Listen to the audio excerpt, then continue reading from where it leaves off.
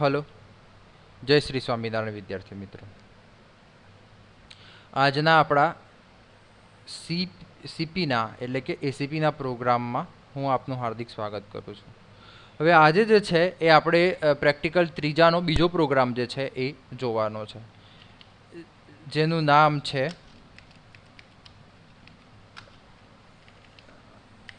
Right a program to find transpose of two matrix using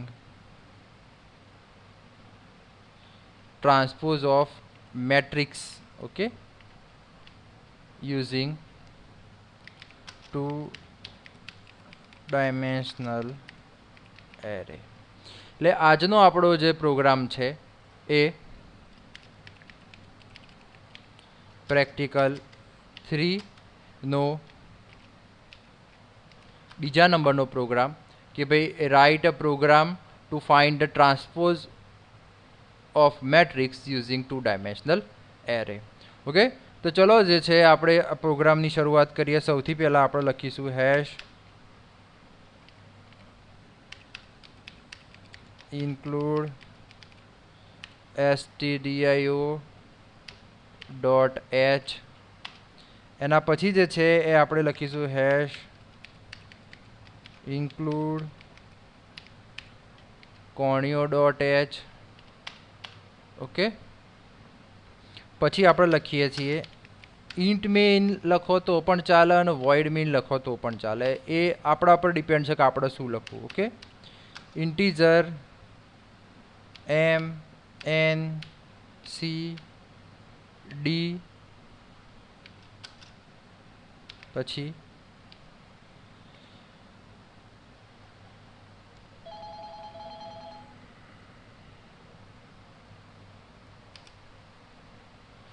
so matrix of 10 10 એટલે કે આવો આપણે સાઇઝનો એક મેટ્રિક્સ લીધો છે અને બીજો ટ્રેન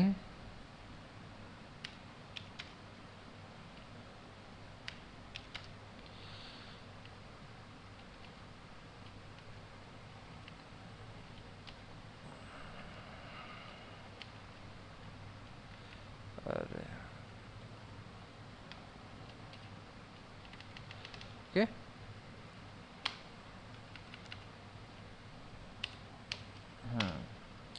એટલે આવી રીતે જે છે એ આપણે શું કર્યું છે, બે મેટ્રિક્સ લીધા છે અને MNCD એ વેરિયેબલ લીધા છે. તો ચલો હવે આપણે આગળ ચાલુ કરીએ. તો કે printf enter the value of rows and columns of matrix. એટલે આપણે યુઝરને શું કહીએ છીએ કે ભાઈ તમે રો અને કોલમની વેલ્યુ જે છે એ એન્ટર કરાવડાવો અને એ જે એન્ટર કરાવડાવશે એ એના આપણે શું કરીશું, વેરિયેબલની અંદર સ્ટોર કરીશું. એટલે એમ%n. હવે તમને આપણા પોઈન્ટર ભણ્યા પછી આઈડિયા આવી ગયો હશે કે આપણે જે છે એ એમ્પરસન સિમ્બોલ શેના માટે યુઝ કરીએ છીએ. હવે જે છે એ આપણે શું કરવાનું છે તો કે એલિમેન્ટ્સ જે છે એ એન્ટર કરાવડાવવાના છે.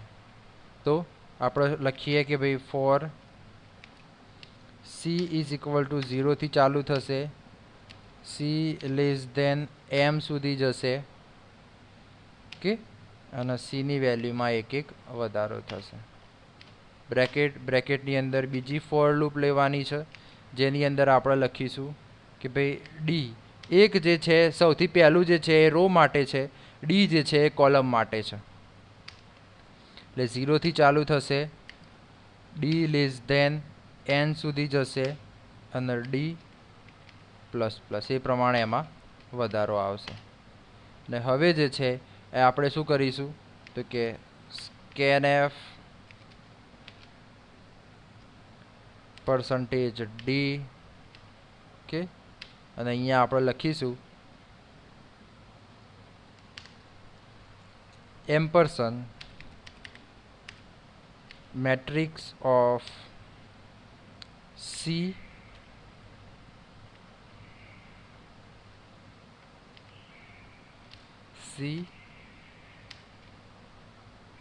D ઓકે અને આપણું પૂરું એટલે આનાથી શું થશે કે મેટ્રિક્સની વેલ્યુ જે છે એ આપણી અંદર અથવા તો આપણા મેટ્રિક્સની અંદર આવી જશે. હવે જે છે એ આપણે શું કરવાનું છે એનો ટ્રાન્સપોઝ શોધવાનો છે. તો ટ્રાન્સપોઝ શોધવા માટે આપણે શું કરીશું તો એ જુઓ. હવે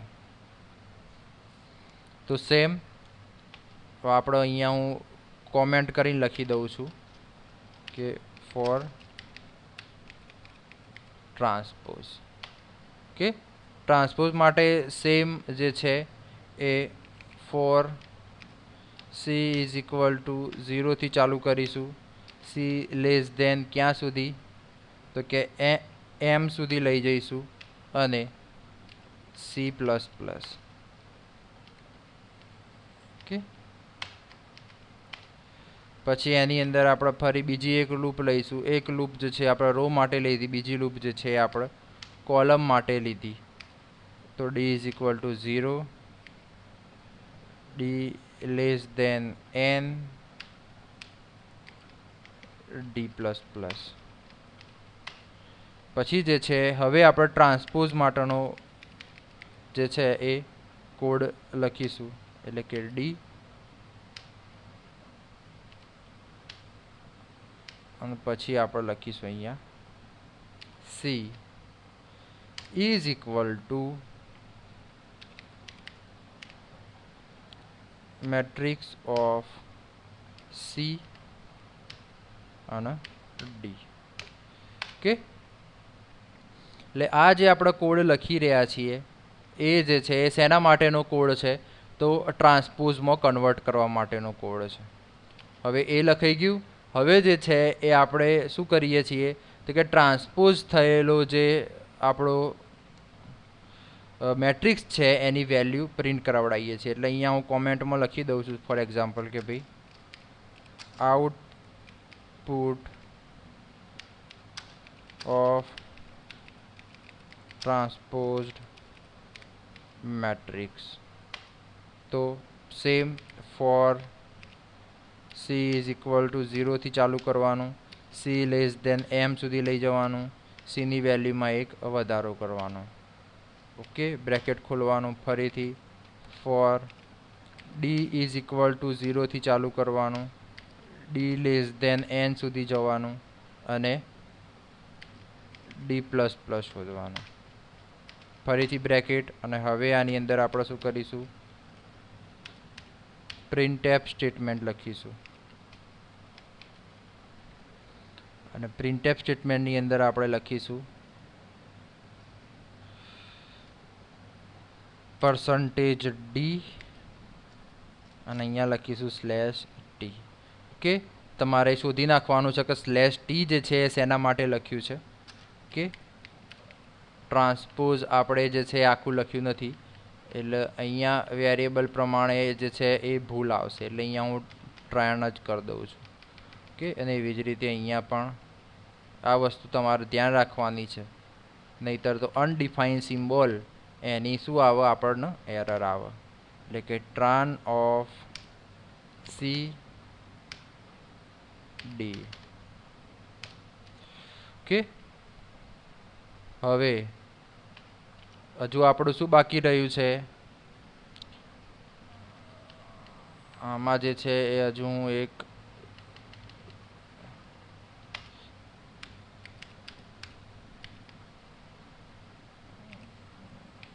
/n લખી દઉં કે જેનાથી આપણને આઉટપુટ જે છે થોડું સારું મળે ઓકે.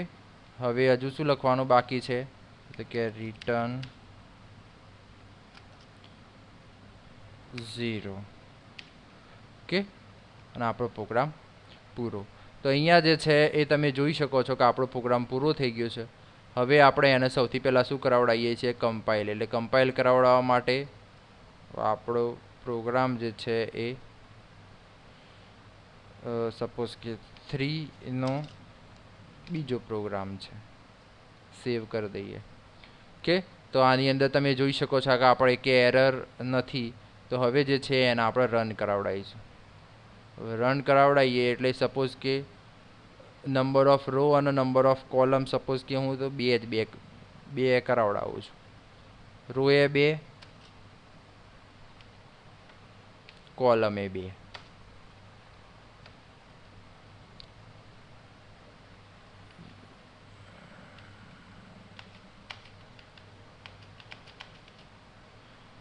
શું પ્રોબ્લેમ આવે છે? આને કહેવાય લોજિકલ એરર.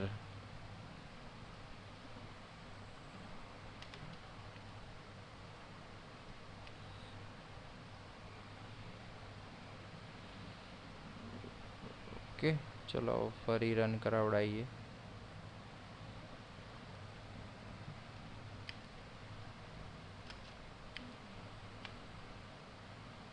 ઓકે, હવે આપણે વેલ્યુ એન્ટર કરાવડાવવાની છે. એટલે 1 2 3 4. ઓકે, તો 1 3 2 4 થઈ ગયું. આવું કેમ થાય છે? કારણ કે અહીંયા આપણે એલિમેન્ટની સંખ્યા લખેલી નથી. એટલે આપણે અહીંયા લખી દઈએ છીએ printf enter the %d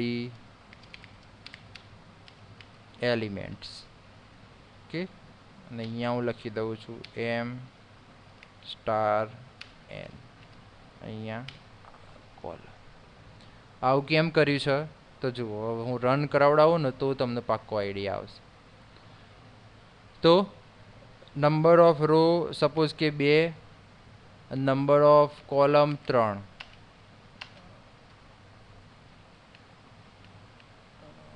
એટલે 6 એલિમેન્ટ મારે એન્ટર કરાવડાવવાના થશે. એટલે કે 1 2 3 4 5 6. ઓકે, તો એનું મને આઉટપુટ મળશે. પણ આને પહેલાં મારે સેવ કરાવડાવવું પડશે, ફરી કમ્પાઇલ કરાવડાવવું પડશે, ફરી રન કરાવડાવવું પડશે. 2 2 2 3નો. ઓકે, તો હવે જો આયા 6 એલિમેન્ટ એન્ટર કરાવડાવવાના આયા મારે. તો હવે 6 એલિમેન્ટ એન્ટર કરાવડાવવાના. એટલે 1 2 3 4 5 6. તો હવે તમે જુઓ, તો એના પહેલાં હું જરા પેલું ટ્રાન્સપોઝ એલિમેન્ટ એવું અહીંયા જે છે એ લખી દઉં એટલે એનો આઈડિયા આવશે. ઓકે, અને અહીંયા હું લખી દઉં /n. આ બધી વસ્તુ જે છે ને એ તમે પ્રોગ્રામમાં જેટલી સારી વસ્તુ કરવા માગો એટલું તમે આની અંદર સારું કરી શકો છો. સપોઝ કે અહીંયા હું લખી દઉં printf your transposed matrix is /n. Okay, અહીંયા જે છે આપણે કરાવડાવી દઈએ. પ્રોગ્રામ સેવ કરી દઈએ, ફરી એકવાર કમ્પાઇલ કરાવી દઈએ, હવે ફરીથી રન કરાવડાવી દઈએ. તો જુઓ, હવે મને પૂછશે કેટલા? તો કે હું 2 અને 3. એટલે ટોટલ 6 એલિમેન્ટ મારે એન્ટર કરાવડાવવાના. એટલે સપોઝ કે આ વખતે હું કરાવડાવું છું 9 8 7 6 5 4. થઈ ગયા 6 એલિમેન્ટ. તો જુઓ, your transposed matrix is 9 6 1 8 3 2. Okay, એટલે કે આવી રીતે જે છે તમારો ટ્રાન્સપોઝ મેટ્રિક્સ જે છે તમને મળી જશે. 1 2 3 4 5 અને 6. તો આ જે પ્રોગ્રામ જે છે એ આપણો ટ્રાન્સપોઝનો પ્રોગ્રામ છે. બરોબર? કદાચ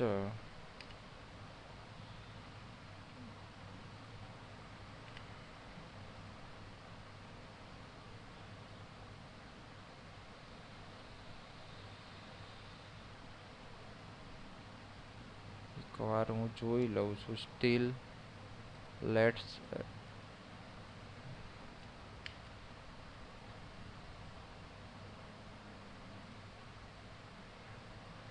લાસ્ટ ટાઈમ આપણે જોઈ લઈએ. 2 4 એલિમેન્ટ આપણે એન્ટર કરાવડાવીએ. 85 96 74 36. ઓકે, તો આપણું જે છે અહીંયા તમે જોઈ શકો છો 85 74 96 36.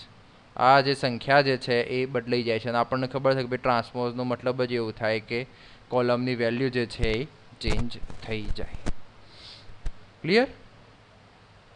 તો આ રીતે જે છે એ તમે ટ્રાન્સપોઝ જે છે એ કરી શકો છો. એકવાર જે છે આખો પ્રોગ્રામ તમે જોઈ લો તો કે stdio.h અને conio.h એ બે આપણે હેડર ફાઇલ એડ કરાવડાવી છે. પછી mncd એ આપણે વેરિયેબલ લીધા છે જે m અને n જે છે એ નંબર ઓફ રો અને નંબર ઓફ કોલમ છે. સાથે સી અને ડી એ આપણે આઈ અને જેની જગ્યાએ સી અને ડી લીધા છે. તમે આઈ અને જે પણ લઈ શકો છો, ઇટ્સ ઓકે. મેટ્રિક્સ જે છે 10/10 નો મેટ્રિક્સ છે અને બીજો ટ્રાન્સપોઝ જે છે એ પણ 10/10 નો છે. સૌથી પહેલાં આપણે પ્રિન્ટએફ સ્ટેટમેન્ટ દ્વારા યુઝરને કીધું કે ભાઈ તમે નંબર ઓફ રો અને નંબર ઓફ કોલમ જે છે એન્ટર કરાવડાવો.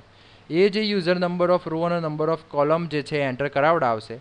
પછી આપણે અહીંયા જુઓ કેટલા ટોટલ કેટલા એલિમેન્ટ એન્ટર કરાવવાના થાય તો કે number of row multiply by number of column જેટલા થાય એટલા થાય. એટલે અહીંયા મેં m/n લખી દીધું. હવે આપણે પહેલી લૂપ જે છે એ ફેરવીએ છીએ. આ લૂપ જે છે શેના માટે છે તો કે મેટ્રિક્સની અંદર વેલ્યુ એન્ટર કરાવડાવવા માટે. પછી જે છે જુઓ અહીંયા મેં લખેલું જ છે ફોર ટ્રાન્સપોઝ, એટલે કે આ જે છે કોડ એ ટ્રાન્સપોઝ માટેનો છે. એટલે કે તમે આ સ્ટેટમેન્ટ જે છે એ અહીંયાની જગ્યાએ અહીંયા પણ લખી શકો છો. કોઈ વાંધો આવે નહીં, પણ એની જગ્યા ઓરિજિનલ આ છે કારણ કે આ તો ખાલી ટ્રાન્સપોઝનો જ કોડ છે. એટલે કે આપણે જે છે ટ્રાન્સપોઝ જે કરાવડાવીએ છીએ એ આ ટ્રાન્સપોઝનો કોડ છે. ઓકે, આ જે છે ટ્રાન્સપોઝનો જ કોડ છે. આઉટપુટ અહીંયાથી ચાલુ થાય છે. એટલે સૌથી પહેલાં મેં અહીંયા લખ્યું છે. ઓકે, તો અહીંયા જે છે ટ્રાન્સપોઝમાં આપણે શું કર્યું છે, કોલમ અને રોની વેલ્યુ જે છે એ શું કરી છે આપણે ઇન્ટરચેન્જ કરી દીધી છે. એટલે ઇન્ટરચેન્જ કર્યાથી આપણને જે છે એ ટ્રાન્સપોઝ મેટ્રિક્સનું મળી જશે. અને પછી અહીંયા જે છે આપણે આઉટપુટ પ્રિન્ટ કરાવડાવ્યું છે અને છેલ્લે રિટર્ન 0 કરાવડાવ્યું છે. આઈ હોપ, હું આશા રાખું છું કે ભાઈ તમને આ બધા આ પ્રેક્ટિકલની અંદર ખબર પડી હશે. આપણે આવતીકાલે મળીશું એક નવા પ્રોગ્રામ સાથે. ત્યાં સુધી જય શ્રી સ્વામિનારાયણ. અસ્તુ.